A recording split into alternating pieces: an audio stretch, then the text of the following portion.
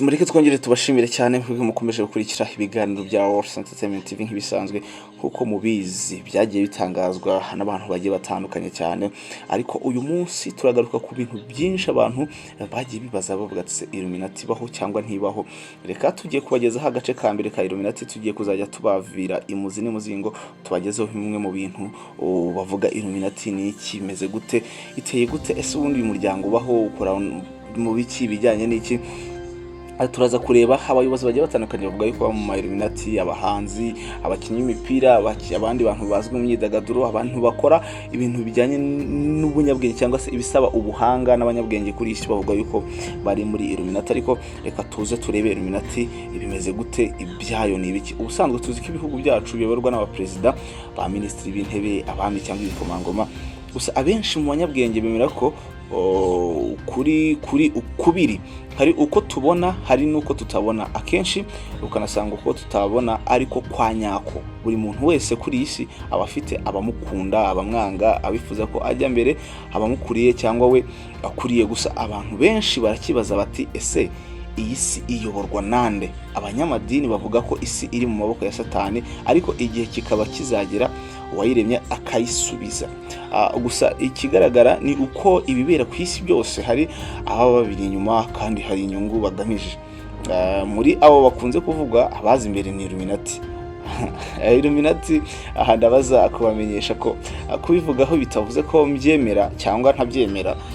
Kuba nabivuga ntabwo bivuze ko mbyemera cyangwa ntabyemera. Icyo ngamije ni ukugusubiza ibibazo bamwe batubashije bashaka kugira icyo bamenya kubivugwa. Ibivuga ukuri Illuminati hari benshi babitera utwatsi bakabyita ibyahimbwe, nabo bita conspiracy theorist.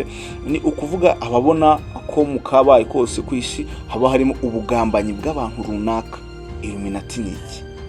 Kuvuga kuri Illuminati ni ibintu bitoroshye. Byasaba kwandika ibitabo kandi n'ubundi byarakozwe, ndetse bimwe na bimwe twarabisomye cyane cyane The 13 Satanic Bloodlines of Illuminati cya Fritz Springmeier na Cosmic Trigger, The Final Secret of the Illuminati cya Robert Anthony. Kugira ngo umenye Illuminati kandi bisaba kuba uzi ibindi bintu byinshi byerekeranye n'udutsiko tw'ibanga cyangwa icyo bita secret societies. Bityo bikaba biri musabe kugenda sa nk'utandukira, biri musabe kugenda sa nk'utandukira gato.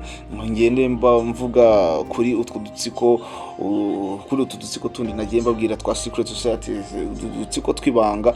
Ubundi Illuminati biva ku ijambo rikirati Illuminatus, bivuga umurikiwe cyangwa se numurikiye muri rusange cyangwa ushagawe n'urumuri. Illuminati rikaba riri mu bwinshi cyangwa se plura mu ndimi z'amahanga. Abantu bose bavuga amateka ya Illuminati bemeza ko ari agatsiko kibanga cyangwa icyo bita secret society kashinzwe na Adam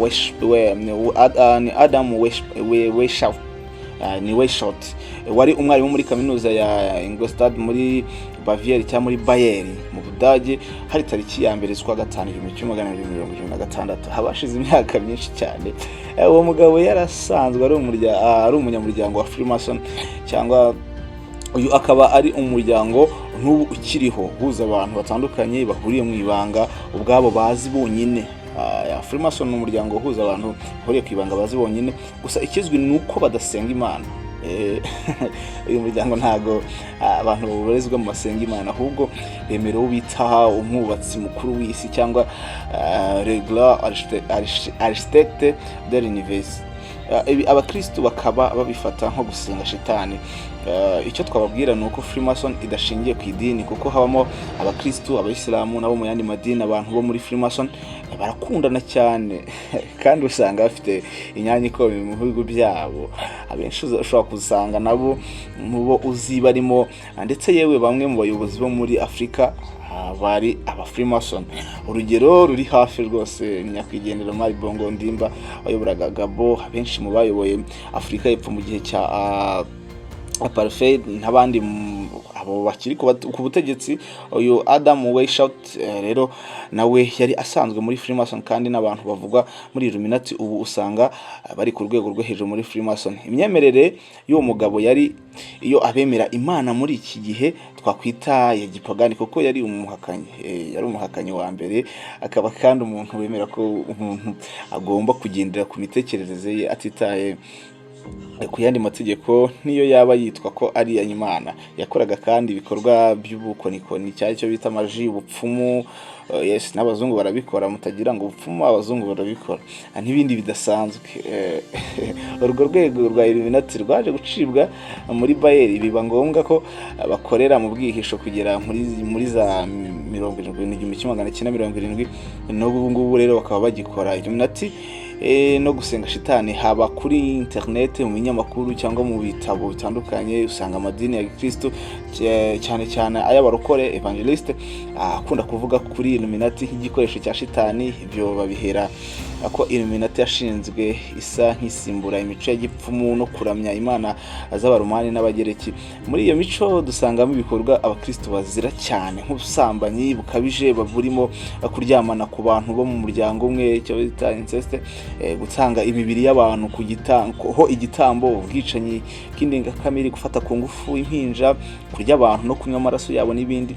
Usangamo kandi kwemera ibimenyetso bimwe na bimwe nk'izuba, ukwezi, imibare imwe n'imwe nka 3, 7, 11, 13, 32, 3, 3, 6 n'umubare utitiza bamwe ari wo 6. Iyo mibare bayigenderaho mu buzima bwabo bakoresheje kalendari, horoscope n'ibindi byose. Rero ku bakristo bifatwa nk'imihango y'igipagani. Ikindi abakristo baheraho bavuga ko Illuminati baramya shitani, n'iryo zina nyine Illuminati abamurikiwe mu gihe irindi zina rya Satani ari Lucifer, ufashe urumuri.